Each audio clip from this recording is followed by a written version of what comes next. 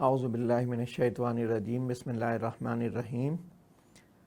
شریعہ academy کی طرف سے اسلامی نظام کے حوالے سے جو یہ لیکچر سیریز ہے، اس میں آج جس موضوع پر ہم گفتگو کریں گے وہ اسلام کا مالیاتی نظام۔ اس گفتگو کے حوالے سے ہم یہ سمجھ لیں کہ دین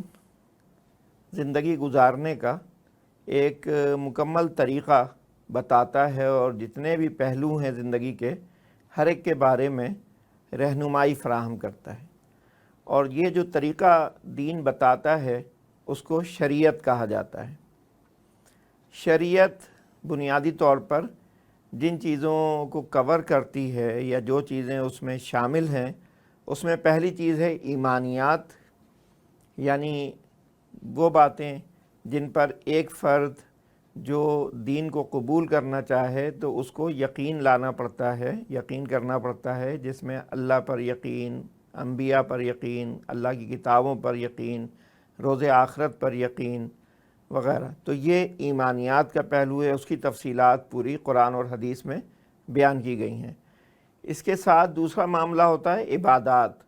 کہ جیسے ہی ایک آدمی کلمہ شہادت پڑھ لیتا ہے، دین کے دائرے میں داخل ہو جاتا ہے، تو کچھ اللہ تعالیٰ کی طرف سے اس پر ذمہ داریاں عائد ہو جاتی ہیں کہ آپ نے اللہ کی عبادت کس طرح کرنی ہے، اور اس میں نماز، روزہ، حج، زکوٰۃ وغیرہ یہ چیزیں آتی ہیں، اور اس کی تفصیلات بھی فقہ کی کتابوں میں باقاعدہ مرتب کی گئی ہیں، جو کہ قرآن اور سنت سے ان کو اخذ کیا گیا ہے۔ تیسری چیز ہوتی ہے وہ ہے لوگوں کا آپس میں لین دین، جسے معاملات کہا جاتا ہے، اور اس میں ساری باتیں آ جاتی ہیں کہ جہاں انسانوں کا انسانوں سے کوئی لین دین بنتا ہے، کوئی معاملہ بنتا ہے، خرید و فروخت بھی ہے، اس میں کرایہ داری بھی ہے، اس میں پارٹنرشپ بھی ہے، غرضی کے معاملات جتنے بھی ہیں انسانوں کے درمیان، وہ اس دائرے میں کور کیے جاتے ہیں۔ اور چوتھا پہلو ہے اخلاقیات، مورالٹی، کہ انسان کا رویہ کیسا ہونا چاہیے، کس طرح وہ بہتر انداز میں دوسروں کے ساتھ ڈیلنگز کر سکتا ہے تاکہ کسی کو تکلیف نہ پہنچے۔ تو یہ ساری باتیں مل جل کے شریعت کی تکمیل کرتی ہیں۔ شریعت کے حوالے سے اس میں طریقہ کار مختلف ہے عبادات میں اور معاملات میں۔ عبادات کے حوالے سے کیا ہے کہ فکسڈ رولز فار عبادات، کہ جو چیزیں جس طرح بتا دی گئی ہیں آپ نے اسی طرح سر انجام دینی ہے، اس میں اپنی طرف سے کوئی تبدیلی، ترمیم و اضافہ، کمی بیشی کرنا جائز نہیں ہے۔ نماز جس طرح سے پڑھنے کو بتایا گیا ہے، جیسے نبی پاک صلی اللہ علیہ وسلم نے ارشاد فرمایا، صلو کما رأیتمونی اصلی، اس طرح سے نماز پڑھو جیسے تم مجھے نماز پڑھتے ہوئے دیکھتے ہو۔ اسی طرح حج کے بارے میں بھی یہ بتایا کہ حج کے جو مناسک ہیں وہ مجھ سے سیکھ لو اور اسی طرح سے انہیں سر انجام دو۔ تو عبادات جو ہیں وہ اجتہاد کے دائرے کار میں نہیں آتے، اور جو چیزیں نبی پاک صلی اللہ علیہ وسلم کے دور میں بتا دی گئیں وہی حتمی ہیں، اور انہی پر عمل کرنا قیامت تک کے لیے ضروری ہے، اور وہی نجات کا راستہ ہے۔ لیکن معاملات جو ہیں اس میں براڈر گائیڈنگ پرنسپل دیے گئے، اور اس کی تفصیلات طے کرنا، اس میں گنجائش رکھی گئی ہے کہ ہر دور اور ہر زمانے میں افراد شریعت کے علم کی روشنی میں خود سے طے کر سکیں، اس لیے کہ شریعت جو ہے وہ قیامت تک کے لیے ہے، اور معاملات نئے سے نئے درپیش آتے رہتے ہیں۔ تو یہ ممکن نہیں تھا کہ قیامت تک پیش آنے والے معاملات کے بارے میں حتمی احکامات اسی وقت دے دیے جاتے۔ تو عام طور پہ اس میں اسٹریٹجی یہ ہے کہ جنرل گائیڈنگ پرنسپل دیے گئے ہیں، عمومی احکامات دیے گئے ہیں، لیکن ان کی تفصیلات لوگوں کے اوپر چھوڑ دی گئیں کہ وہ اپنی ضروریات کو اور حالات کو اور وسائل کو پیش نظر رکھتے ہوئے ان کی تفصیلات طے کر سکیں۔ لیکن اس میں اوریجنل رول یہ رکھا گیا ہے پرمیزیبلٹی، کہ ہر وہ چیز جائز سمجھی جائے گی جس کی ممانعت کی کوئی دلیل قرآن اور سنت میں نہیں ملتی۔ یہ معاملات کے ساتھ مخصوص ہے، اور عبادات وغیرہ میں یہ رول نہیں لگتا۔ معاملات میں یہ ہے کہ جو منع نہیں کیا گیا وہ جائز ہے، اگر اس کے اندر کوئی ایسی ممنوع چیز، ممنوع پرنسپل نہیں پایا جائے تو وہ جائز سمجھی جائے گی۔ اب جب ہم آتے ہیں کہ اسلامی نظام میں مالی معاملات کے حوالے سے کیا تعلیمات دی گئی ہیں، تو کچھ تو براڈر پرنسپلز ہیں جو کسی بھی پہلو سے وہ رہنمائی فراہم کرتے ہیں۔ وہ صرف مالی معاملات تک ہی محدود نہیں ہے، بلکہ بہت سارے معاملات میں ان سے ہمیں رہنمائی ملتی ہے۔ تو ان میں سب سے اہم ہے کہ تصور کیا ہے کہ کون مالک ہے اور کون عبد ہے، اشیاء جو ہیں وہ کس کی ملکیت ہیں۔ اس کے بارے میں جو نظام دنیا میں دیے گئے افراد کی طرف سے، جیسے کیپٹلزم ہے، سوشلزم ہے، اور تو اس میں عام طور پر خدا کا تصور شامل نہیں رکھا گیا، اللہ تعالیٰ کے وجود کو تسلیم نہیں کیا گیا، اور سرمایہ دارانہ نظام یا کیپٹلزم یہ کہتا ہے کہ ہر چیز فرد کی ملکیت ہوگی، انڈیویجولز کی ملکیت ہوگی۔ سوشلزم اس کے برعکس کہتا ہے کہ تمام چیزیں اجتماعی ملکیت میں ہوں گی، اور اجتماعی ملکیت کا مطلب یہ ہے کہ ریاست ان کی مالک ہوگی۔ لیکن اسلام کا اس پہلو سے جو اصول ہے وہ یہ ہے کہ جتنی بھی اشیاء دنیا میں پائی جاتی ہیں ان سب کا خالق اور اسی لیے مالک اللہ تبارک و تعالی ہے، اور قرآن مجید میں یہ بات بار بار زور دے کے دہرائی گئی ہے کہ للہ ما فی السماوات و ما فی الارض لہو ملک السماوات والارض۔ اس طرح کی آیات ہمیں قرآن مجید میں جگہ جگہ نظر آتی ہیں۔ تو در حقیقت یہ چیز ذہن نشین کرانی مقصود ہے کہ تمام چیزوں کا اصل مالک اللہ تعالیٰ ہے، اور کوئی شخص کسی چیز کے بارے میں حتمی طور پر یہ دعویٰ نہیں کر سکتا کہ وہ مکمل طور پہ اس کا مالک ہے۔ ہاں، لیکن دنیا میں ہم دیکھتے ہیں کہ انسان کے پاس چیزیں ہوتی ہیں جنہیں اس نے حاصل کیا ہوتا ہے یا خود تیار کیا ہوتا ہے، اور بظاہر وہ یہ دعویٰ رکھتا ہے کہ یہ میری چیزیں ہیں، تو ان کی حقیقت کیا ہے؟ تو اللہ تبارک و تعالیٰ نے ہی یہ قرآن مجید میں واضح کیا ہے کہ انسان کو اللہ تعالیٰ نے ایک مخصوص حیثیت میں پیدا کیا، جس کو کہ خلیفۃ اللہ فی الارض کے طور پر قرآن مجید میں مینشن کیا گیا۔ فرشتوں سے خطاب کرتے ہوئے فرمایا کہ انی جاعل فی الارض خلیفہ۔ تو یہ جو منصب ہے اللہ تعالیٰ کی طرف سے جو انسان کو دیا گیا، اس کا یہ تقاضا تھا کہ اس کو اپنی ذمہ داریاں پوری کرنے کے لیے درکار وسائل بھی مہیا کیے جائیں۔ تو اللہ تبارک و تعالیٰ نے ارشاد فرمایا کہ وَسَخَّرَ لَكُم مَّا فِي الْأَرْضِ جَمِيعًا، کہ زمین میں جو کچھ ہے وہ ہم نے آپ کے تابع کر دیا، آپ کے لیے مسخر کر دیا، یعنی ان چیزوں کو آپ استعمال کریں۔ تو یہ اس وقت جو ہمارے پاس دنیاوی زندگی میں چیزیں ہوتی ہیں، اسلام کے لحاظ سے وہ چیزیں ہمارے پاس بطور امانت ہیں، اصل مالک اللہ تعالیٰ ہے، عارضی طور پر استعمال کے لیے وہ چیزیں دنیا میں ہمیں فراہم کی گئی ہیں، اور اس کا ہی نتیجہ ہے کہ اللہ تعالیٰ نے آگے یہ بات رکھی ہے کہ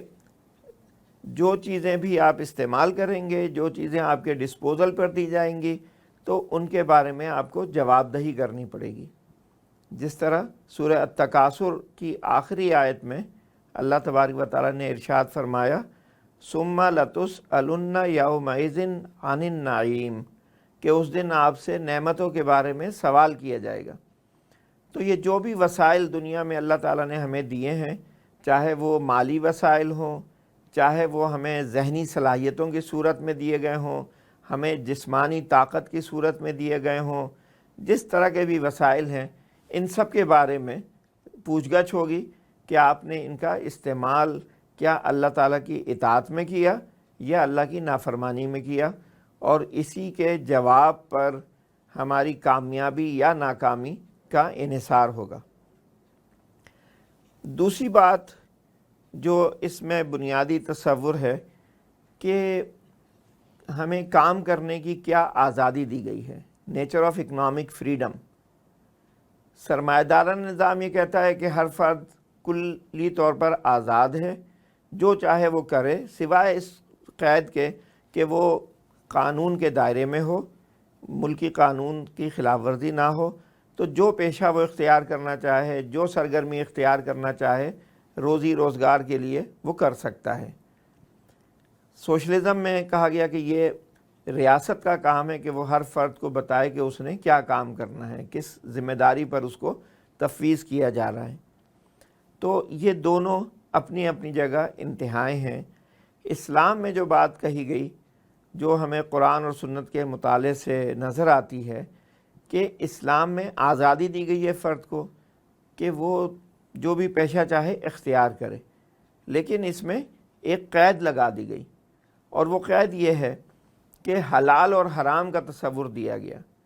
کہ آپ روزی کمائیں لیکن حلال طریقے سے، اور اس کو استعمال کریں اپنے لیے، اپنے گھر والوں کے لیے، اپنے عزیز و اقربا کے لیے۔ تو اس کے لیے حلالاً طیبہ، کہ حلال اور پاکیزہ چیزوں کی شرط لگائی ہے۔ اب یہ کہ حلال کیا ہے، اس کی وضاحت قرآن مجید میں مختلف آیات میں ہمیں ملتی ہے کہ کون کون سے ایسے ذریعے ہیں جن سے انسان روزی کما سکتا ہے۔ اس میں ملازمت کا بھی تذکرہ کیا گیا ہے، حضرت موسیٰ علیہ السلام حضرت شعیب علیہ السلام کے درمیان معاہدہ نقل کرتے ہوئے۔ اسی طرح سے زراعت کا تذکرہ بھی ہے، اللہ تعالیٰ نے بتایا ہے کہ یہ اللہ کی نشانیوں میں سے ہے کہ اللہ تعالیٰ نے آسمان سے پانی برسایا، زمین کے اندر یہ صلاحیت رکھی ہے کہ وہ فصلیں اگاتی ہے، اور یہ کہ وہ فصلیں انسان کے نفع کے لیے ہوتی ہیں، انسانوں کے استعمال کے لیے اور جانوروں کے استعمال کے لیے ہوتی ہیں۔ تو زراعت کا تذکرہ اس طرح سے ملتا ہے، صنعت کا تذکرہ ملتا ہے، مختلف طرح کی صنعتوں کا، اور اللہ تبارک و تعالیٰ نے مختلف انبیاء علیہ السلام سے ان کو منسوب کیا، جس سے پتہ چلتا ہے کہ صنعت کاری ایک جائز ذریعہ ہے روزی کمانے کا۔ مثلا حضرت داؤد علیہ السلام کے بارے میں بتایا کہ وہ لوہے سے زرہیں اور لباس تیار کرتے تھے۔ حضرت سلیمان علیہ السلام کے حوالے سے بتایا کہ جن ان کے لیے مختلف چیزیں بناتے تھے۔ حضرت نوح علیہ السلام کا کشتی بنانے کا تذکرہ ہے۔ غرض یہ کہ بہت ساری صنعتوں کے بارے میں اشارے دیے گئے ہیں۔ تو صنعت کاری بھی ایک جائز ذریعہ ہے۔ اسی طرح سے تجارت کی فضیلت قرآن مجید میں بیان کی گئی ہے اور احادیث میں بھی بیان کی گئی ہے کہ چیزیں خریدنا اور بیچنا یہ ایک تجارت کا کام ہے۔ تو یہ تمام جائز ذرائع ہیں، ان میں سے انسان جو چاہے اختیار کر سکتا ہے، لیکن اس کے ساتھ ساتھ کچھ پیشوں کو، کچھ سرگرمیوں کو ناجائز بھی قرار دیا۔ اس کے اندر میجر جو پروہیبیشنز ہیں کہ یہ کہا گیا کہ سودی لین دین حرام ہے، اللہ تعالیٰ نے حرام کیا ہے۔ پیسہ دے کے اس پہ پیسہ کمانا یہ ایک ناجائز چیز ہے، اس کو اختیار نہ کیا جائے۔ اسی طرح سے چوری ڈاکہ، اس کی ممانعت قرآن میں بیان کی گئی اور اس کے لیے سزا بیان کی گئی ہے۔ قمار یا جوا، اس کو بھی منع کیا گیا ہے کہ اس کو پیشے کے طور پر اختیار نہ کیا جائے۔ مخرب اخلاق، جو بھی پیشے ہیں، وہ چیزیں جو انسانی معاشرے میں اخلاق کو گرائیں، ان چیزوں کو منع کیا گیا ہے، اور سورہ نور میں اس کے لیے تفصیلی احکامات دیے گئے ہیں۔ اسی طرح سے دوسروں کو دھوکہ دے کے اور فراڈ اور چیٹنگ کر کے کمانا، سورہ مطففین میں اس کی ہمیں ملتی ہے ممانعت کہ ویل للمطففین الذین اذا اکتالوا علی الناس یستوفون واذا کالوہم او وزنوہم یخسرون الا یظن اولئک انہم مبعوثون۔ تو یہ کہ ناپ تول میں کمی کرنا، یہ چیزیں تطفیف اس کے لیے کہا گیا ہے، تو وہ حرام پیشے بتائے گئے ہیں۔ اسی طرح سے غرر پر مبنی اگر سودے ہیں اس کو روکا گیا ہے۔ غرض یہ کہ ایک تفصیلی احکامات دیے گئے ہیں کہ کون سے پیشے آپ اختیار کریں، کون سے نہ کریں۔ جو جائز پیشے ہیں اس میں انسان کو آزادی ہے کہ وہ جو چاہے پیشہ اختیار کرے. اس میں ایسا نہیں ہے کہ کوئی پیشہ کسی خاص طبقے کے لیے مخصوص ہے یا کوئی طبقہ کوئی پیشہ اختیار کرنے سے روکا جا سکتا ہے. ہر ایک کے لیے ہر پیشہ کھلا ہوا ہے اور وہ اس کو اختیار کر کے اپنے لیے جائز روزی حاصل کر سکتا ہے. ہاں، ممنوع اور حرام پیشے اختیار کرنا منع ہے. اگر ریاست اسلامی ہوگی تو اس میں ان پیشوں کو اختیار کرنے کی ممانعت ہوگی. کوئی شراب نہیں بنا سکتا، کوئی سود کا کام نہیں کر سکتا، کوئی ناچ گانے کا کام نہیں کر سکتا. لیکن اگر ریاست اسلامی نہیں ہے اور قوانین شریعت کے مطابق نہیں ہیں اور یہ پیشے معاشرے میں ایگزسٹ کر رہے ہیں، پھر بھی ہر فرد کی انفرادی طور پر ذمہ داری ہے کہ وہ اپنے آپ کو ان حرام پیشوں سے بچائے اور جائز پیشوں کے لیے کو اختیار کرے. اگر کوئی ان پیشوں کو اختیار کرے گا تو دنیا میں نہ صحیح آخرت میں اس کو ان کی جواب دہی کرنی پڑے گی. تو یہ جو ہے حلال اور حرام کا فرق قرآن مجید میں بیان کر دیا گیا ہے کہ آپ جائز ذرائع سے روزی کمائیں اور ناجائز ذرائع کو اختیار نہ کریں. پھر اسی طرح سے ہر نظام کے حوالے سے یہ بات ہوتی ہے کہ انسینٹیو کیا ہے کام کرنے کے لیے. انسان کیوں اپنے آپ کو مشقت میں ڈالے، صبح سے لے کے رات تک محنت کرے، اس کا وجہ کیا ہے؟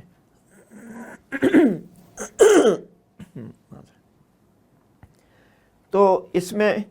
یہ کہا گیا، مختلف نظاموں میں سرمایہ دارانہ نظام میں کہا گیا ہے کہ ہر انسان منافع خوری کے لیے، اپنے پروفٹ میکسیمائزیشن کے لیے کام کرتا ہے. جو بھی کام کرتا ہے اس کے پیش نظر مادی فوائد حاصل کرنا ہوتا ہے. سوشلزم میں یہ کہا گیا کہ ہر انسان معاشرے کی ترقی اور سوشل ویلفیئر کے لیے کام کرے. لیکن اسلام میں جو بات کہی گئی ہے وہ بہت ہی جامع ہے اور بہت فطرت کے قریب ہے. اللہ تبارک و تعالیٰ اس بات کو بہتر سمجھتے ہیں کہ ہر انسان بنیادی طور پر لالچی ہے، حریص ہے اور وہ اپنے فائدے کو سب سے پہلے اہمیت دیتا ہے. لیکن اس میں سرمایہ دارانہ نظام کا جو فائدہ ہے وہ صرف اس دنیا تک محدود ہے. اسلام میں جو تصور دیا گیا ہے وہ دنیا اور آخرت دونوں کو کور کرتا ہے، اور قرآن مجید میں جو ہمارے سامنے مقصد رکھا گیا ہے وہ ہے حصول فلاح کو حاصل کرنا. فلاح ایک بہت جامع لفظ ہے اور اس کا جو مفہوم بیان کیا گیا ہے وہ ہے دنیا میں کامیابی اور آخرت میں کامیابی. دونوں چیزیں اس میں شامل ہیں. اگر ایک شخص کو فلاح حاصل ہوتی ہے تو اس کا مطلب ہے کہ وہ دنیا میں بھی اس کو کامیابی حاصل ہو رہی ہے، چاہے وہ مادی وسائل کی دستیابی کی صورت میں ہو، چاہے وہ دلی سکون کی صورت میں ہو، چاہے وہ لوگوں کے اندر پائی جانے والی عزت کی صورت میں ہو. یہ کامیابی کی مختلف شکلیں ہو سکتی ہیں. لیکن صرف اسلام کا تصور یہاں تک محدود نہیں ہے، بلکہ اسلام یہ کہتا ہے کہ اصل کامیابی تو وہ ہے کہ جب آخرت میں انسان کامیاب ہو جائے. تو اسلام میں یہ کہا گیا کہ جو بھی آپ کام کریں وہ اس لیے کریں کہ فلاح حاصل ہو. اور قرآن مجید میں جگہ جگہ ہمیں یہ بات نظر آتی ہے، اگر کوئی احکامات دیے گئے ہیں تو اس میں یہ کہا گیا ہے کہ آپ یہ کام کریں، شاید آپ کو فلاح مل جائے. جیسے فرمایا گیا کہ کہیں کہا گیا ہے اولئک ھم المفلحون، کہ یہ وہ لوگ ہیں جن کو فلاح مل گئی. کہیں یہ کہا گیا قد افلح المؤمنون، کہ آگے پھر وہ بتائے گئے ہیں کام کہ اگر جو یہ سر انجام دے گا تو وہ فلاح پا جائے گا. اور جہاں روکا گیا ہے چیزوں سے، جیسے سود کی حرمت بیان کی گئی سورہ آل عمران میں، تو فرمایا گیا یا ایھا الذین آمنوا اتقوا اللہ وذروا ما بقی یا ایھا الذین آمنوا لا تاکلوا الربا اضعافا مضاعفا واتقوا اللہ لعلکم تفلحون. اگر قمار اور شراب کی حرمت بیان کی گئی تو وہاں بھی یہی فرمایا گیا کہ لعلکم تفلحون، کہ شاید آپ کو فلاح مل جائے. ان چیزوں سے بچیں، یہ رجس من عمل الشیطان ہیں، گندی چیزیں ہیں، ان سے بچیں، شاید آپ کو فلاح مل جائے۔ تو حصول فلاح کو انسان کے سامنے رکھا گیا ہے کہ جو بھی سرگرمی وہ سر انجام دے،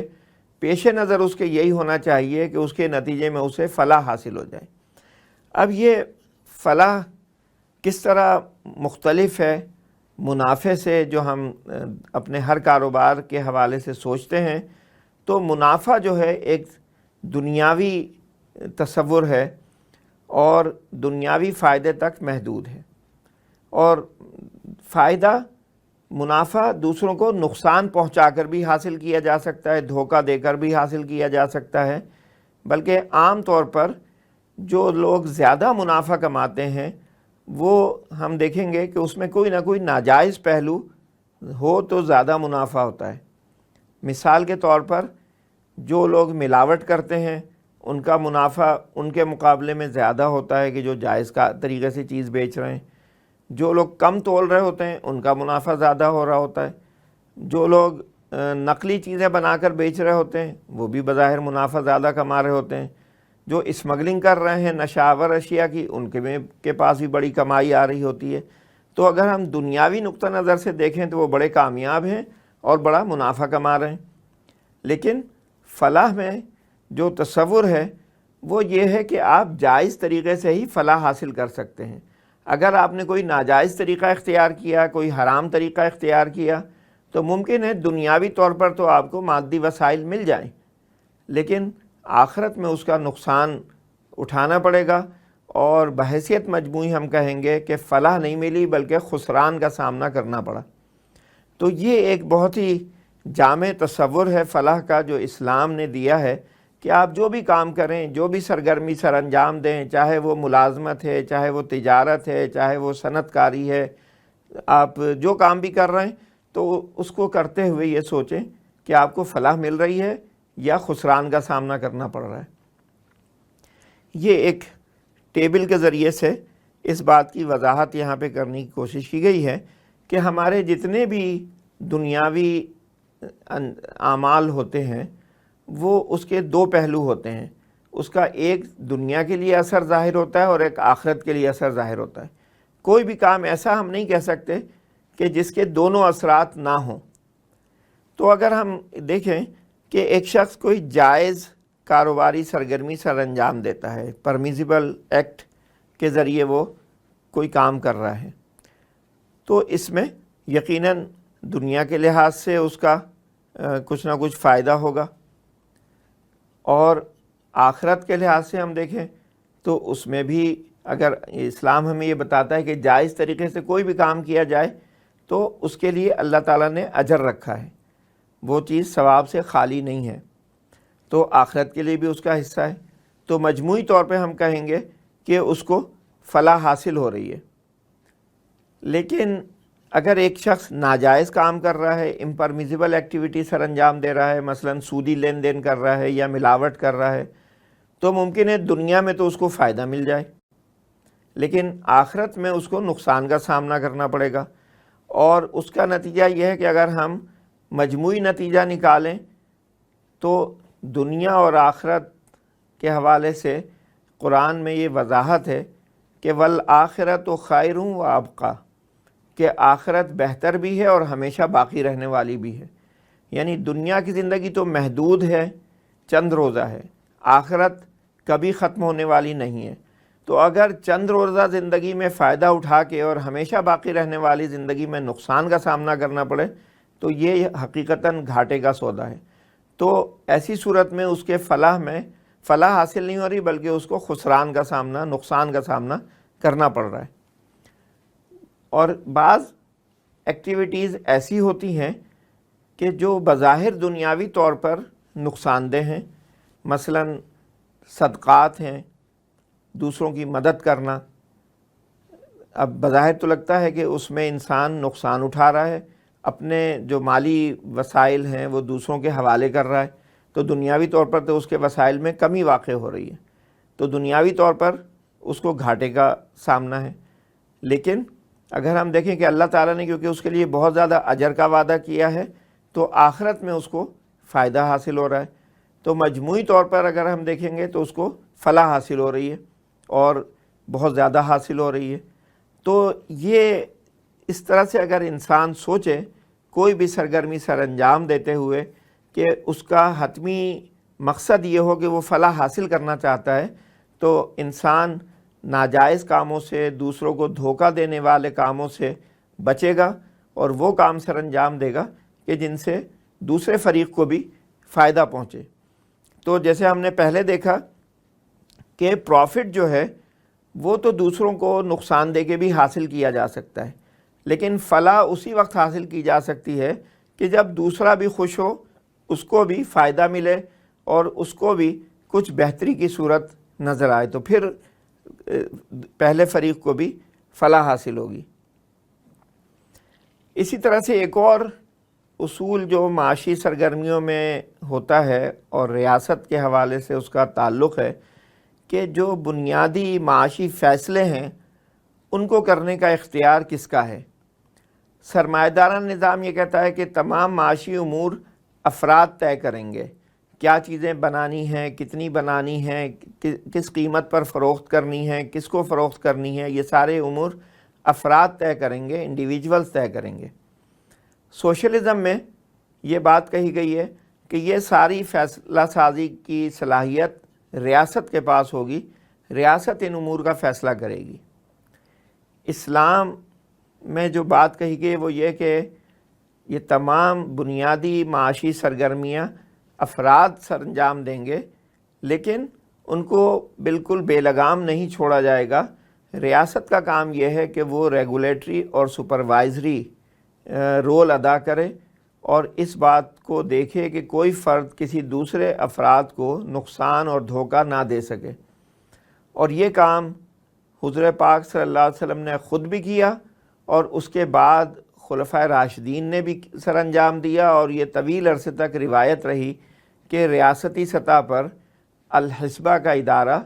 قائم کیا گیا، جس کا بنیادی مقصد یہ تھا کہ جتنی بھی معاشی سرگرمیاں سر انجام دی جا رہی ہیں مملکت میں ان پر نظر رکھی جائے اور اس بات کو یقینی بنایا جائے کہ پہلی بات یہ ہے کہ شریعت کے جو اصول ہیں معاشی سرگرمیوں کے حوالے سے ان کو پورا کیا جا رہا ہو، اور دوسرا یہ ہے کہ کوئی فریق کسی دوسرے فریق کو نقصان دینے کی کوشش نہ کرے۔ تو یہ سپروائزری رول ایک اہم حیثیت رکھتا ہے جو کہ اسلام میں ہمیں سکھایا گیا ہے۔ آخری بات اس حوالے سے جو ہمیں اصول ملتا ہے وہ یہ ہے کہ معاشرے میں جو وسائل ہیں، جو عام انکم جنریشن ہے، اس کی تقسیم کس طرح ہوتی ہے۔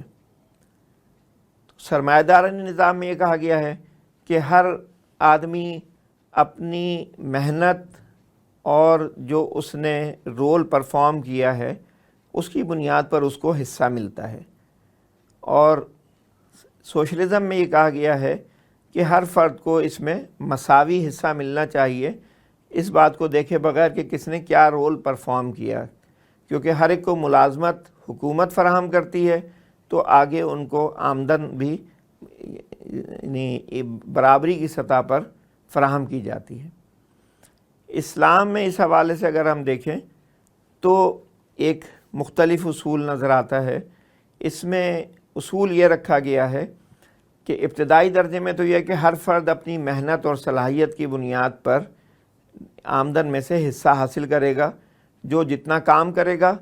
اس کو اتنا زیادہ حصہ ملے گا، جو جتنا اچھے انداز میں اور اس کے پاس صلاحیت زیادہ ہوگی، جتنا اچھا کام کرے گا اسی حساب سے اس کا حصہ بھی بڑھتا چلا جائے گا۔ لیکن اس کا نتیجہ کیا ہوتا ہے کہ کچھ لوگ اپنی آمدن سے زیادہ کماتے ہیں اور کچھ لوگ اپنی ضروریات کے مطابق کمانے سے قاصر رہتے ہیں، اس سے کم حاصل کر پاتے ہیں، اور کچھ لوگ وہ ہوتے ہیں کہ جو کسی مجبوری کے سبب کمانے کے عمل میں شامل ہی نہیں ہو سکتے۔ اس میں کوئی معذور ہو سکتا ہے، کوئی یتیم بچے ہو سکتے ہیں کہ جو معاشی سرگرمی میں حصہ نہیں لے سکتے، کچھ خواتین ہیں کہ جو باہر نکل کے کام نہیں کر سکتی۔ تو اس میں یہ اس بات کا احتمال پایا جائے گا کہ کچھ لوگوں کو آمدن میں سے حصہ ملے گا زیادہ، کچھ کو کم ملے گا اور کچھ کو بالکل بھی نہیں مل سکے گا۔ تو سرمایہ دارانہ نظام میں تو یہ کہا گیا ہے کہ اب یہ اس کا نصیب جس کو جتنا مل گیا۔ لیکن اسلام میں بات یہاں پہ نہیں چھوڑی گئی ہے، بلکہ اسلام میں یہ کہا گیا کہ جو لوگ اپنی ضرورت سے زائد کمائیں اور مادی وسائل حاصل کر سکیں، وہ یہ نہ سمجھیں کہ یہ سارا کا سارا مال ان کا ہے، بلکہ قرآن مجید میں یہ بات ارشاد فرمائی گئی کہ وفی اموالہم حق معلوم للسائل والمحروم، کہ ان کے مالوں میں ایک متعین حصہ ہے، کن کا؟ جو سائل ہیں اور محروم ہیں، یعنی جو تنگ دست ہیں، اپنی ضروریات خود پوری نہیں کر سکتے اور روزی روزگار کمانے کے قابل نہیں تھے، تو ان کا حصہ ہے۔ تو اسلام یہ چاہتا ہے کہ وسائل کا رخ ہو امیروں سے غریبوں کی طرف، اور اس میں سورہ الحشر میں اللہ تبارک و تعالیٰ نے ارشاد فرمایا کَإْ لَا يَكُونَ دُولَةً بَيْنَ الْأَغْنِيَاءِ مِنْكُمْ، کہ یہ دولت جو ہے یہ آپ کے امیر لوگوں کے درمیان ہی گردش نہ کرتی رہ جائے، بلکہ اس کو امیروں سے غریبوں کی طرف جانا چاہیے۔ اور یہ جو اسلام کا مزاج ہے یہ سرمایہ دارانہ نظام کے بالکل برعکس ہے۔ سرمایہ دارانہ نظام میں سود کے وجہ سے وسائل کا رخ غریبوں سے امیروں کی طرف ہوتا ہے، کہ جن کے پاس اپنی ضروریات سے زائد دولت ہوتی ہے وہ اس کو سود کی بنیاد پہ فراہم کرتے ہیں ان لوگوں کو جن کو اس دولت کی ضرورت ہوتی ہے، اور ان سے سود کے ساتھ اصل رقم وصول کرتے ہیں۔ تو اس طرح سے وسائل غریب افراد سے امیر افراد کی طرف، غریب ممالک سے امیر ممالک کی طرف، اور غریب خطوں سے امیر خطوں کی طرف منتقل ہوتے رہتے ہیں۔ اور یہ ہم موجودہ دنیا میں بآسانی اس کا مشاہدہ کر سکتے ہیں کہ وسائل کا رخ غریبوں سے امیروں کی طرف ہوتا ہے، اور یہ بنیادی طور پر اس سودی نظام کا نتیجہ ہے، اور اسلام اس چیز کے خلاف ہے۔ اللہ تبارک و تعالیٰ نے جو احکام دیے ہیں وہ یہ ہیں کہ وسائل کا رخ امیروں سے غریبوں کی طرف ہونا چاہیے، تاکہ وہ بھی اپنی ضروریات سہولت کے ساتھ پوری کر سکیں اور ایک باعزت زندگی معاشرے میں گزار سکیں، تاکہ پورا معاشرہ ایک ساتھ خوشحالی کی طرف جائے آگے۔ تو یہ جو بنیادی اصول ہیں اسلام میں فراہم کیے گئے، اور یہ جو وسائل کا امیروں سے غریبوں کی طرف رخ کرنا ہے، اس کو محض اخلاقی تعلیمات دے کر ہی نہیں چھوڑ دیا گیا، بلکہ اس میں ایسی باتیں شامل کر دی گئیں کہ کچھ چیزیں فرائض اور واجبات کی حیثیت میں ہیں اور کچھ چیزیں نفلی ہیں۔ فرائض میں زکوٰۃ ہے، اسی طرح سے کفارات ہیں، اسی طرح سے نفقات واجبہ ہیں کہ ہر انسان کے اوپر کچھ لوگوں کی کفالت کرنا لازمی ہے۔ تو یہ جو ہے جسے ہم کہیں کہ یہ فرائض میں شامل ہیں، اور اس کے نتیجے میں وسائل کا رخ امیروں سے غریبوں کی طرف ہوتا ہے۔ ایک شخص اپنے مال میں سے 2.5% زکوٰۃ نکالتا ہے اور غریبوں تک پہنچاتا ہے۔ اگر زرعی زمین ہے، زرعی آمدن ہے، تو اس میں سے 5% یا 10% خمس یا عشر کی صورت میں نکالتا ہے۔ اگر معدنیات ہیں تو اس میں سے 20% حصہ نکالا جاتا ہے، جو کہ غریبوں میں تقسیم کیا جانا ہوتا ہے۔ تو یہ ایک لازمی چیز ہے۔ اسی طرح سے اگر وہ کوئی غلطی کر بیٹھے، کوئی گناہ اس سے سرزد ہو جائے اور وہ اللہ تعالیٰ سے توبہ کرنا چاہے، تو اس کے لیے یہ کہا گیا ہے کہ ڈیفائن کیا گیا ہے کہ آپ اتنا صدقہ کریں، اس کا کفارہ ادا کریں۔ اس میں بھی یہی ہے کہ آپ مسکینوں کو کھانا کھلائیں، ان کو لباس فراہم کریں، غلاموں کو آزاد کریں۔ تو یہ چیزیں بھی وسائل کو امیروں سے غریبوں کی طرف منتقل کرتی ہیں۔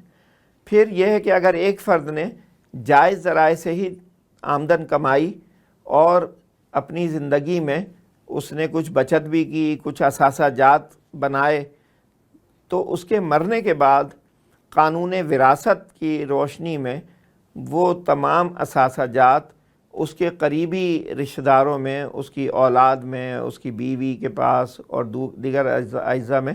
تقسیم ہو جاتے ہیں۔ اس طرح جو ایک شخص کے پاس دولت تھی وہ کئی لوگوں کے پاس منتقل ہو جاتی ہے، اور یہ ایک اسلام کا اصول ہے کہ دولت کو مرتکز نہیں ہونا چاہیے، کنسنٹریٹ نہیں ہونا چاہیے، بلکہ اس کو زیادہ سے زیادہ لوگوں تک پہنچنا چاہیے۔ اور اس کو یہ کہا گیا ہے کہ دولت کی حیثیت نظام میں وہی ہے کہ جو انسانی جسم کے اندر خون کی ہوتی ہے، کہ خون اگر گردش کرتا رہے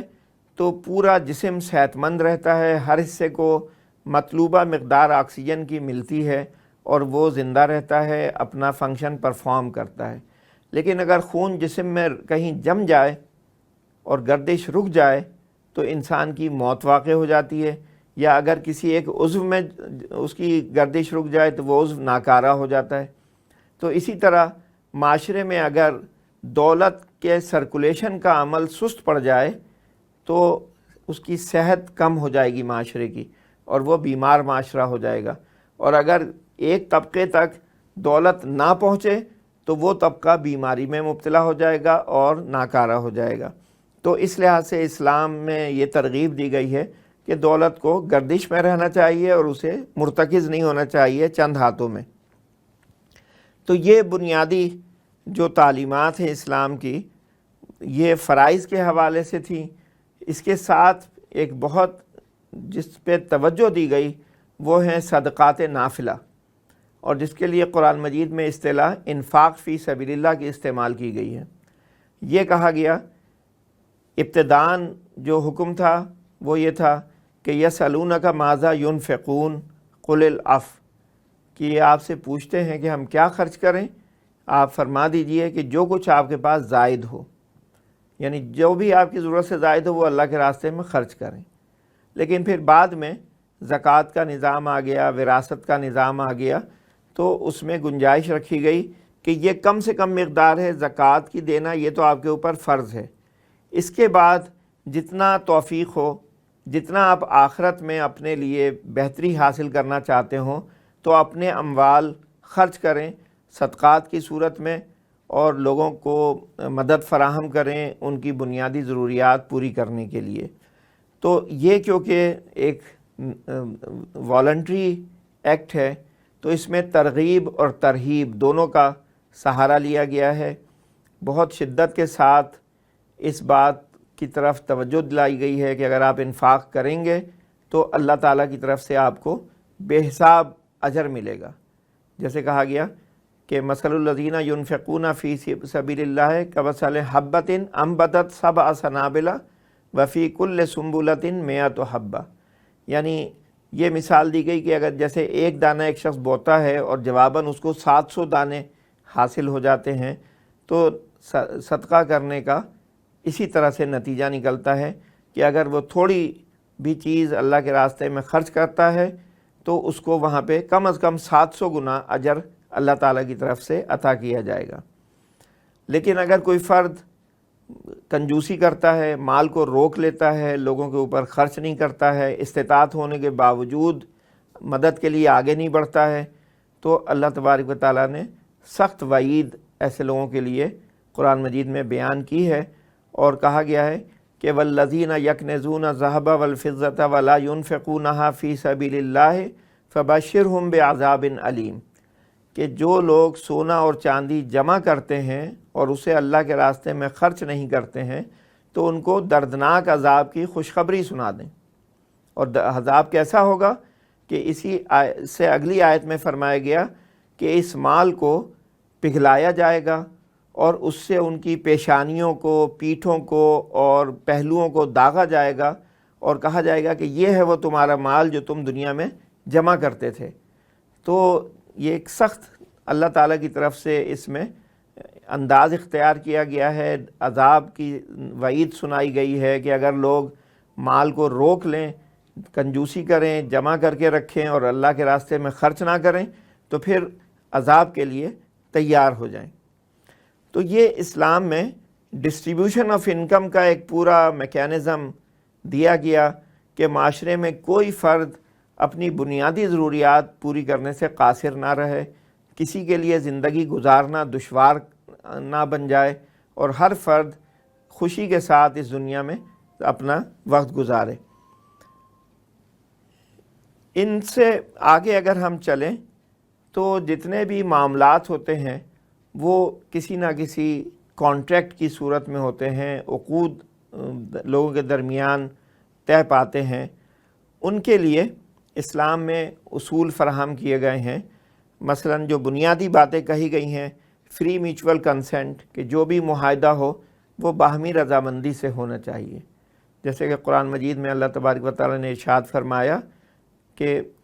لا تاکلوا اموالکم بینکم بالباطل الا ان تکون تجارتا عن تراض منکم، کہ تم ایک دوسرے کے مال ناجائز طریقوں سے نہ کھاؤ سوائے اس کے کہ وہ تجارت ہو تمہاری باہمی رضامندی سے، یعنی جو بھی لین دین ہو، جو بھی کانٹریکٹس ہوں، ٹرانزیکشنز ہوں، تو اس میں دونوں فریق خوشی محسوس کریں، دونوں کو لگے کہ ہاں ان کو فائدہ ہو رہا ہے، پھر وہ کانٹریکٹ صحیح ہوگا، ورنہ نہیں۔ اور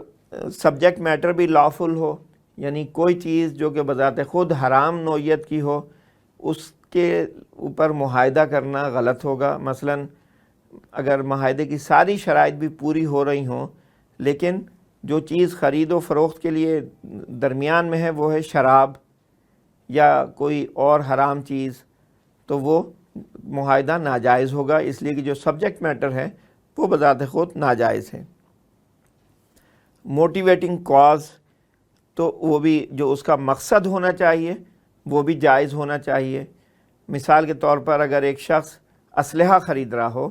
اور بیچنے والے کو پتہ ہو کہ اس نے یہ اسلحہ لوٹ مار کے لیے استعمال کرنا ہے، تو وہ اس کو بیچنا جائز نہیں ہوگا، اس لیے کہ وہ ایک اس کی جو آبجیکٹو ہے وہ غلط ہے اور اس میں مددگار بننا بھی گناہ کا کام ہے۔ تو اگر انٹینشن اور موٹیویشن واضح ہو تو ایسے معاملے میں فریق نہیں بننا چاہیے۔ پھر آگے کچھ چیزیں جو حرام نوعیت کی ہیں کہ اس میں غرر نہیں ہونا چاہیے، معاہدے میں ربا کا عنصر نہیں ہونا چاہیے، اور اسی طرح سے قمار کا عنصر نہیں ہونا چاہیے۔ تو یہ باتیں ابھی آگے انشاءاللہ مزید تفصیل کے ساتھ بیان ہوں گی۔ مزید اس میں یہ کہا گیا کہ پروہیبیشن آف خلابہ اینڈ غش، کہ دھوکہ اور فراڈ نہیں ہونا چاہیے معاہدے میں، کوئی فریق دوسرے کو دھوکہ دینے کی کوشش نہ کرے۔ اس میں عام طور پر یہ ہوتا ہے کہ اگر ہم کوئی چیز بیچ رہے ہیں تو تصور یہ کیا جاتا ہے کہ اس کے اندر پایا جانے والا عیب تلاش کرنا یہ خریدار کی ذمہ داری ہے، اور اگر اس نے عیب دیکھنے میں نہیں محسوس ہوا اور وہ چیز خرید کے لے گیا تو بعد میں اس سے واپس نہیں لیا جائے گا۔ اسلام یہ کہتا ہے کہ نہیں، عیب اگر بیچنے والے کو معلوم ہے تو یہ اس کی ذمہ داری ہے کہ وہ اس کو بتا دے خریدار کو کہ اس چیز میں یہ عیب پایا جاتا ہے، اور پھر اس کی مرضی ہوگی کہ اس عیب کی موجودگی میں وہ خریدنا چاہے یا نہ خریدنا چاہے، یا کس قیمت پر خریدنا چاہے، یہ بات اس بتانے کے بعد پھر طے ہوگی۔ لیکن اگر عیب چھپا کر بیچ دیا جائے تو بیچنے والا گناہگار ہوگا، اور یہ اس کی ذمہ داری ہے کہ اگر خریدار وہ چیز واپس کرنا چاہے، اس سودے کو کینسل کرنا چاہے، تو پھر پہلے فریق یا بیچنے والے فریق پر لازمی ہے کہ وہ سودا منسوخ کرے۔ اسی طرح سے ایک اور اصول یہ دیا گیا کہ بیعتین فی البیع کو منع کیا گیا، ایک سودے میں دو سودے یا دو سے زائد سودے کرنے سے منع کیا گیا، یعنی اس طرح سے معاملہ کرنا کہ جس میں دو مختلف باتیں ایک دوسرے کے ساتھ منسلک ہو رہی ہوں، اس کو اسلام میں منع کیا گیا ہے۔ مثال کے طور پر اگر ایک شخص مکان فروخت کر رہا ہے اور دوسرا آدمی خریدنا چاہتا ہے، اور مکان کا مالک شرط یہ رکھے کہ میں آپ کو مکان بیچتا ہوں لیکن شرط یہ ہے کہ آپ مجھے یہی مکان کرائے پر دے دیں گے، تو یہ ایک ساتھ دو سودے کیے جا رہے ہیں کہ اس میں فروخت بھی ہے اور اس میں اجارہ کا معاملہ بھی ہے، تو اس کو منع کیا گیا ہے کہ ایک ہی معاہدے میں یہ دو باتیں نہیں ہو سکتی، اس لیے کہ جو اسلام کا اصول ہم پہلے ڈسکس کر چکے ہیں کہ رضامندی، باہم رضامندی یا میوچول کنسنٹ کا، تو اس طرح چیزوں کو مشروط کر دینے سے وہ میوچول کنسنٹ کا معاملہ سیکریفائس ہوتا ہے اور اس پہ عمل نہیں ہو پاتا، اس لیے کہ جو خریدار ہیں ممکن ہے کہ اگر اس کو آزادانہ طور پر موقع ملے تو وہ اس پہلے والے مالک کو مکان کرائے پر نہ دینا چاہے بلکہ کسی اور کو دینا چاہے، لیکن جب پہلا مالک اس کو مشروط کرتا ہے تو وہ مجبوراً وہ اس کو شرط کو تسلیم کرے گا اگر وہ مکان خریدنے میں زیادہ دلچسپی رکھتا ہے۔ تو اس طرح سے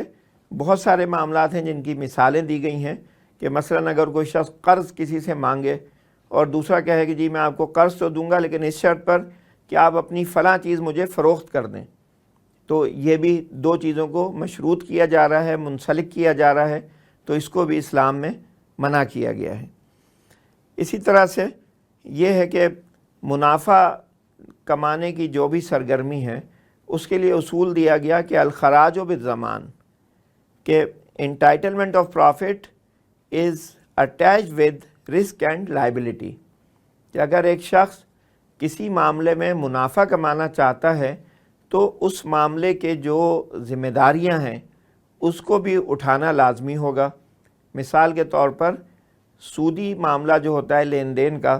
اس میں ایک شخص کسی دوسرے کو قرض دیتا ہے سود کی بنیاد پر کاروبار کے لیے، اور کہتا ہے کہ آپ کے کاروبار کو کچھ بھی ہو مجھے اس سے غرض نہیں ہے، مجھے اپنی اصل رقم اتنے سود کے ساتھ آپ نے واپس کرنی ہوگی اور اس کے لیے ضمانت فراہم کرنی ہوگی کہ یہ چیز رقم مجھے مل جائے گی۔ اسلام یہ کہتا ہے کہ اگر آپ کاروباری سرگرمی میں منافع کے لیے شریک ہونا چاہتے ہیں تو پارٹنرشپ کی بنیاد پر، مشارکت کی بنیاد پر آپ شریک ہوں یا مضاربت کی بنیاد پر شریک ہوں،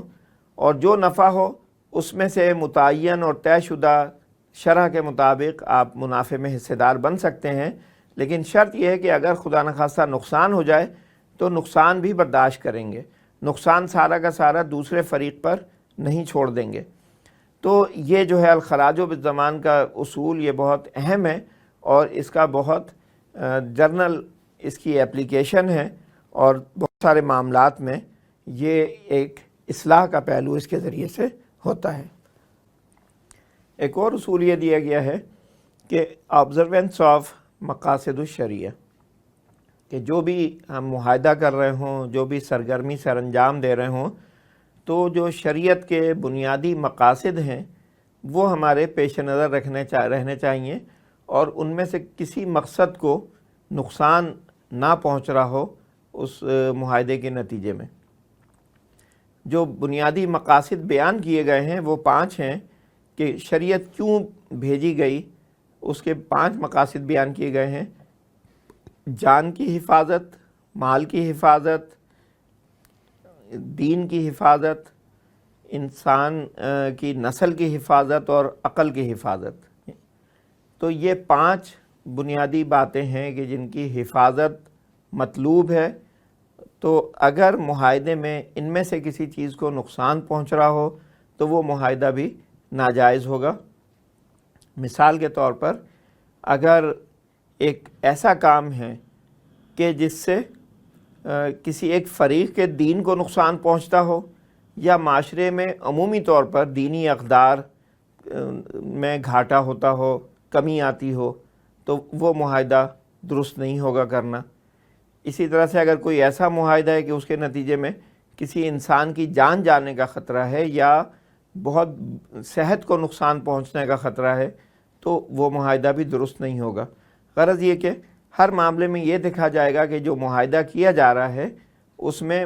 جو شریعت کے بنیادی مقاصد ہیں ان مقاصد میں سے کسی کو نقصان تو نہیں پہنچ رہا، تو اس بات کو بھی پیش نظر رکھا جائے گا۔ آگے پھر کچھ بنیادی جو ہم نے پہلے باتیں رکھیں کہ معاہدے میں کچھ چیزیں ممنوع ہیں اور ان کا پایا جانا معاہدے کو فاسد کر دیتا ہے، منسوخ کر دیتا ہے۔ اس میں پہلی چیز ہے غرر کا پایا جانا۔ ہمیں حضور پاک صلی اللہ علیہ وسلم نے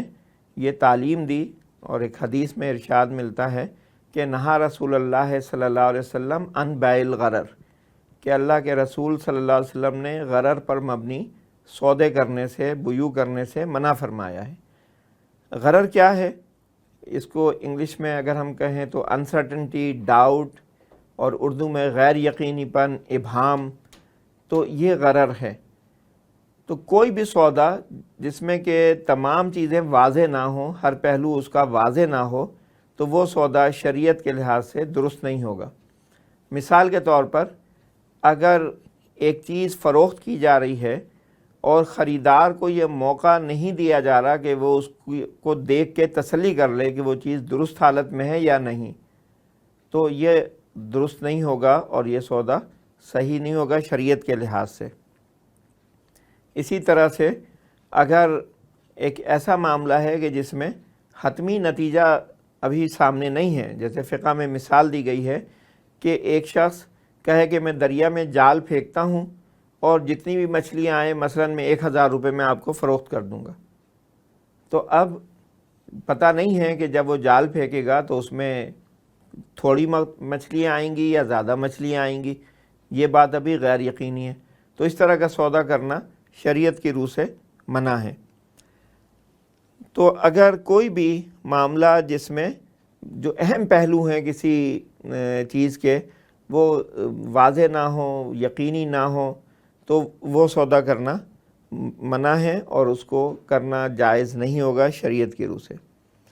اور اس میں موجودہ دور میں ہم دیکھیں تو بہت سارے معاملات ایسے ہوتے ہیں کہ جو غرر پر مبنی ہوتے ہیں اور وہ ٹرانزیکشنز کی جا رہی ہوتی ہیں، خاص طور پہ جو اسپیکولیٹو ٹرانزیکشنز ہیں جس میں انسان صرف چانس لیتا ہے کہ ممکن ہے اسے فائدہ ہو جائے اور وہ اس امکان کو دیکھتے ہوئے سودے کرتا ہے، جبکہ حتمی نتیجہ بعد میں سامنے آنا ہوتا ہے۔ تو اس طرح کی چیزیں منع کی گئی ہیں۔ دوسرا ہے ربا کا پہلو، کہ اسلام میں یہ بات کہی گئی ہے اور اس کو بہت شدت سے بیان کیا گیا ہے کہ ربا کا لین دین منع ہے اور کسی بھی صاحب ایمان کو اس کی اجازت نہیں ہے کہ وہ ربا پر مبنی لین دین کرے۔ اور سورہ آل عمران میں اس کی ممانعت بیان ہوئی، لا تاکلوا الربا کہہ کے، پھر سورہ البقرہ میں اس کے حتمی احکامات آ گئے اور سورہ بقرہ کی آیات 275 سے 281 تک ربا کے بارے میں ہی اس میں بیان کیا گیا ہے، اور اس میں یہ کہا گیا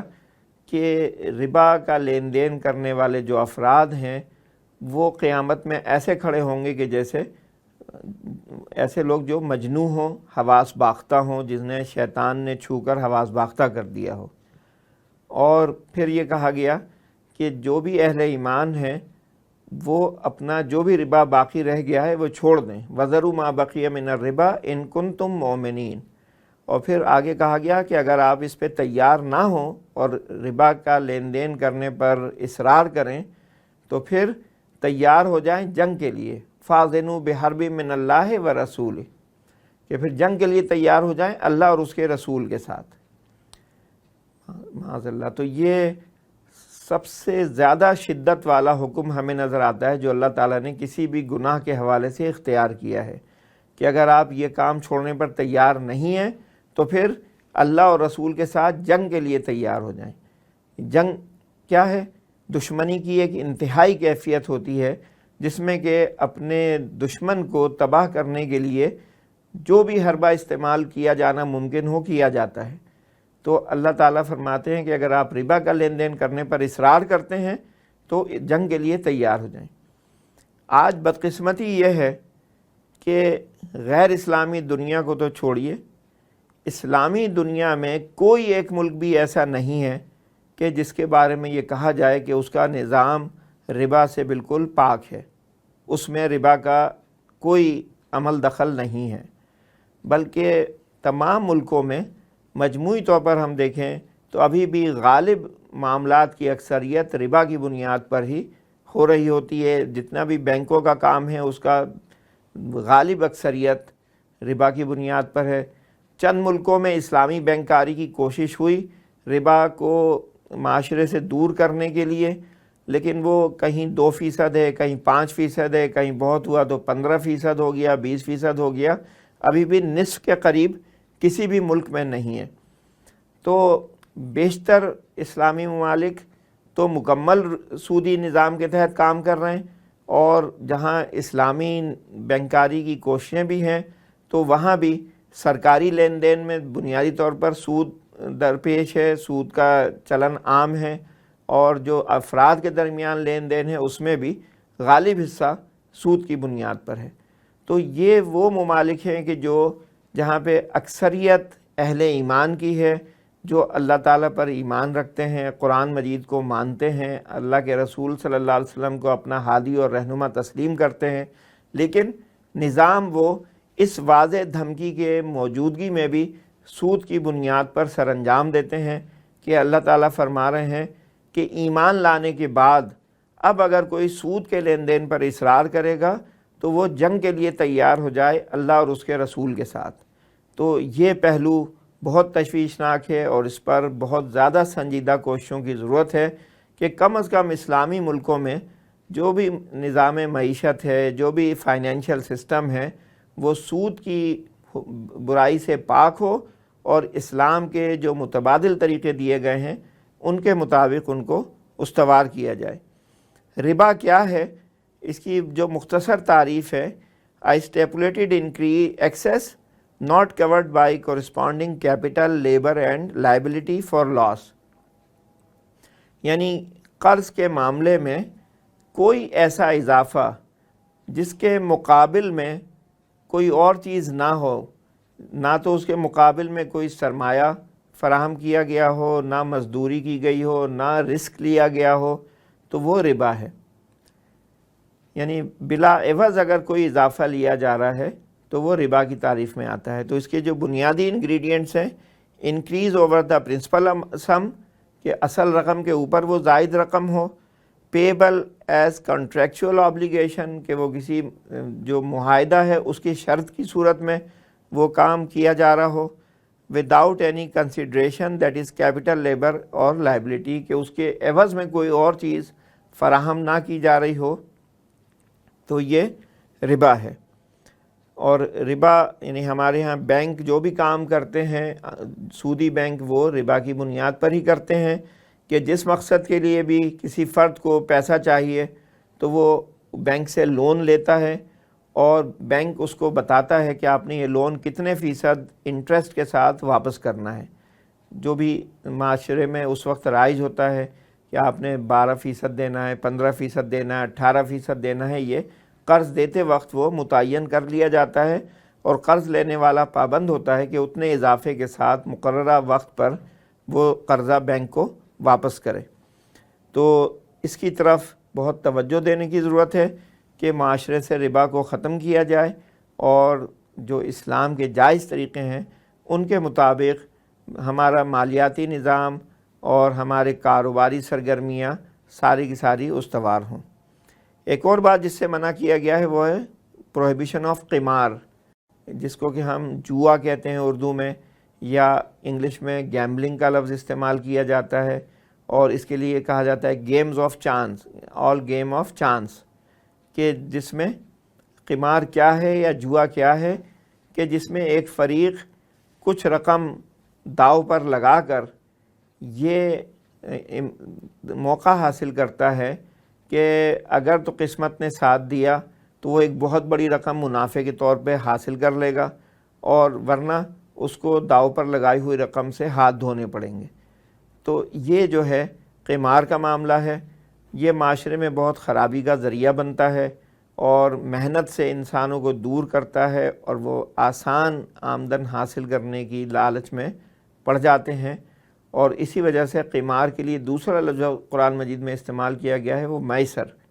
میسر کا لفظ یسر سے ہے جس کا مطلب ہے آسانی، یعنی میسر سے مراد ہے کہ آسانی سے حاصل ہو جانے والی آمدن، محنت کیے بغیر، کوئی مشقت کیے بغیر رقم حاصل ہو جاتی ہے اور انسان پھر اسی لالچ میں پڑا رہتا ہے اور مفید جو محنت اور سرگرمیاں ہیں ان سے دور ہو جاتا ہے۔ تو اس چیز کو بھی کہا گیا ہے کہ یہ معاشرے میں نہیں ہونا چاہیے، اور سورہ المائدہ میں اللہ تبارک و تعالی نے ارشاد فرمایا، یا ایھا الذین آمنوا انما الخمر والمیسر والانصاب والازلام رجس من عمل الشیطان فاجتنبوہ لعلکم تفلحون، کہ اے لوگو جو ایمان لائے ہو، بے شک یہ شراب اور جوا اور انصاب یعنی نصب یعنی بت اور ازلام یعنی جو تیروں کے ذریعے سے فال نکالنا گندے شیطانی کام ہیں، ان سے اجتناب کرو، شاید تمہیں فلاح مل جائے۔ تو بہت ساری چیزوں کی ممانعت یہاں ایک ہی آیت میں اللہ تبارک و تعالیٰ نے ارشاد فرمائی، اور اس میں خمر اور میسر کو بھی شامل رکھا۔ تو ان کے بارے میں ہم نے بات کی ہے۔ باقی پرنسپل جو ہیں اس کے آگے مزید جو ہمیں ملتے ہیں کہ دھوکہ دہی نہیں ہونی چاہیے، جتنے بھی ہمارے معاشی لین دین ہیں، تجارتی معاملات ہیں، تو اس میں تطفیف نہیں ہونا چاہیے، یعنی کم تولنا، شارٹ ویئنگ۔ تو تطفیف کو اللہ تعالیٰ نے شدت کے ساتھ منع کیا، اور اس کے بارے میں سورہ مطففین کی ابتدائی آیات اس کی وضاحت کرتی ہیں کہ اگر کوئی یہ کام کرے گا تو اس کا انجام کیا ہوگا؟ ویل۔ اور ویل کی مفسرین نے دو تشریحات بیان کی ہیں کہ ایک تو ہے تباہی اور بربادی، اور دوسرا یہ کہا کہ ویل جہنم کی ایک وادی کا نام ہے جہاں عذاب کی شدت اتنی زیادہ ہے کہ خود جہنم بھی اس سے دن میں کئی مرتبہ پناہ مانگتی ہیں۔ تو غرض یہ کہ یہ ایک بہت نقصان دہ چیز ہے۔ بظاہر انسان سمجھتا ہے کہ وہ بڑا دنیا میں منافع کما رہا ہے دوسروں کو دھوکہ دے کے، لیکن در حقیقت وہ خود اپنے آپ کو دھوکہ دے رہا ہوتا ہے اور اپنے لیے عذاب جمع کر رہا ہوتا ہے۔ اسی طرح سے نجش کو منع کیا، یعنی جو قیمتوں کو مصنوعی طور پر بڑھانا۔ آج کل بھی ہم دیکھیں کہ روزانہ کی بنیاد پر قیمتیں بڑھتی ہوئی نظر آ رہی ہوتی ہیں، کوئی سبب نظر نہیں آتا کہ کیوں یہ چیز مہنگی ہو گئی، لیکن آپ جب خریدنے جائیں گے تو پہلے سے زیادہ قیمتیں ملیں گی۔ لیکن نجش جس بات کو کہا گیا ہے کہ جہاں نیلامی ہو رہی ہوتی ہے وہاں بعض اوقات ایسے افراد کھڑے کر دیے جاتے ہیں جو فالس بڈنگ کرتے ہیں، ویسے ہی غیر ضروری طور پر بولی لگاتے ہیں تاکہ جو اصل خریدار ہیں وہ زیادہ قیمت پر خریدنے پر مجبور ہو جائیں۔ تو اس چیز کو بھی روکا گیا ہے۔ فالس سویرنگ، کہ جھوٹی قسمیں کھا کر مال کو بیچنا، اس میں حدیث میں کہا گیا کہ جھوٹی قسمیں کھانے سے مال تو بک جاتا ہے لیکن اس میں برکت ختم ہو جاتی ہے۔ ہائیڈنگ آف ڈیفیکٹس، عیب کو چھپا کر بیچنا۔ اسی طرح سے غبن کثیر، کہ ناجائز منافع حاصل کرنا دوسرے کی لا علمی سے فائدہ اٹھاتے ہوئے۔ یہ ہم نے دیکھا ہے مشاہدے میں کہ اگر مثلا ایک دکاندار ہے اور وہ گاہک کے بارے میں اسے اندازہ ہو کہ اسی کے مارکیٹ کی قیمتوں کا اندازہ نہیں ہے یا کسی دوسرے شہر سے آیا ہوا ہے، تو ممکن ہے وہ اسے دگنی قیمت لے لے۔ تو یہ چیزیں اسلام میں منع کی گئی ہیں، اور یہ تمام کہا گیا کہ معاملات جائز طریقے سے ہونے چاہیے۔ تو یہ چند اصول یہاں پہ بیان ہوئے ہیں اجمالاً۔ ظاہر ہے کہ یہ ایک بہت تفصیلی موضوع ہے اور ایک کم وقت میں تمام موضوعات کا احاطہ کرنا ایک مشکل کام ہے۔ تو جو بنیادی باتیں ہیں یہاں آپ کے ساتھ ڈسکس کی گئی ہیں۔ اگر ہم دیکھیں کہ اسلامی نظام اور بقیہ نظاموں میں فرق کیا ہے، تو ہمیں بنیادی طور پر چند نمایاں فرق نظر آتے ہیں۔ پہلی بات یہ ہے کہ جو بھی دوسرے نظام ہیں وہ کسی انسان کے وضع کردہ ہیں۔ اگر سرمایہ دارانہ نظام ہے تو آدم اسمتھ کو اس کا موجد کہا جاتا ہے، اگر وہ اشتراکی نظام ہے تو کارل مارکس کو اس کا بانی بتایا جاتا ہے، یعنی کسی نہ کسی انسان کی طرف منسوب ہیں۔ انسانی فکر اور انسانی علم محدود ہے، بائسڈ ہے، اور اس میں کوئی نہ کوئی خامی کوتاہی ہونے کا امکان پایا جاتا ہے۔ لیکن جو اسلامی نظام ہے، اسلام کے اصول ہیں، وہ وحی کے ذریعے انسانوں تک پہنچائے گئے ہیں اللہ تعالیٰ کی طرف سے، اور اللہ تعالیٰ کا علم کیونکہ مکمل ہے، جامع ہے، اور اسی طرح سے اللہ تعالیٰ کسی گروہ کے حوالے سے کوئی ترجیح نہیں رکھتے، تو وہ تمام انسانوں کے لیے یکساں طور پر مفید نظام ہے، وحی پر مبنی نظام ہے، اور تمام انسانوں کے لیے یکساں طور پر مفید نظام ہے۔ پھر اسی طرح سے یہ ہے کہ دوسرے جو نظام ہیں ان میں صرف اس دنیاوی زندگی اور مادی فوائد کو ہی پیش نظر رکھا گیا ہے کہ آپ دنیا میں زیادہ سے زیادہ دولت کمائیں، ایک اچھی پرتعیش زندگی گزاریں، ایک بہت عیش و عشرت کے ماحول میں آپ رہیں، یہ بس مقصد ہے اور اسی کو کامیابی سمجھا جاتا ہے۔ لیکن اسلام میں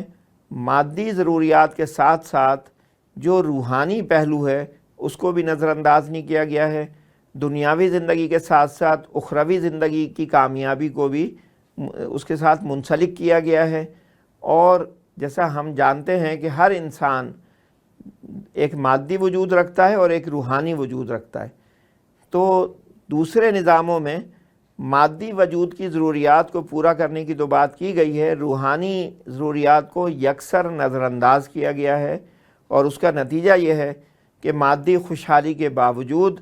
وہ معاشرے سچی خوشی سے اور سکون سے محروم ہیں۔ خودکشیوں کا وہاں پہ جو اگر تناسب ہے تو وہ بہت زیادہ ہے، گھروں میں لڑائی اور ناچاقی کی شرح بھی بہت زیادہ ہے، جبکہ اسلام یہ چاہتا ہے کہ نہ صرف مادی طور پر انسان بہتری میں ہو بلکہ روحانی طور پر بھی اس میں ترقی ہو، تاکہ آخرت میں بھی اس کو بہتر سے بہتر مقام حاصل ہو سکے۔ پھر اسی طرح سے اگر ہم دیکھیں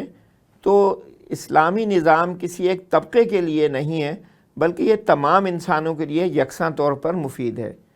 سرمایہ دارانہ نظام میں سرمایہ دار طبقے کو فائدہ دیا گیا ہے اور مزدور طبقہ اس میں ظلم کا شکار ہوتا ہے۔